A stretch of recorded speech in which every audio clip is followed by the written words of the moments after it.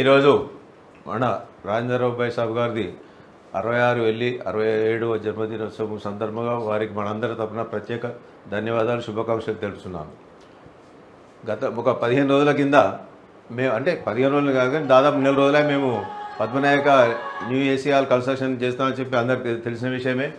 వాటి చందా కోసము ఇటువంటి బడా నాయకులందరూ తిరిగి వీరు కూడా ఒక బడా నాయకుడు అలా అని చెప్పి మా దృష్టిలో వచ్చి వీరి దగ్గర కూడా 15 రోజుల కింద వారి వంతు సాయం కంపల్సరీ ఇలా కాలు పెట్టగానే నా వంతుకు ఏసీ ఒక దర్వాజా ఒక కిటికీ అందరు అనాలని చెప్పి వీరు కూడా ప్రోత్సాహం వచ్చినాము.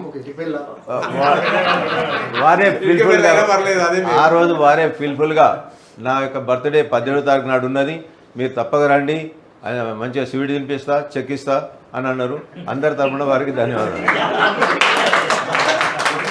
మళ్ళా మీరు తెలంగాణ రాష్ట్ర సమితి స్థానిక నుంచి స్టార్ట్ అయిన నుంచి చురుకుగా పాల్గొన్నారు.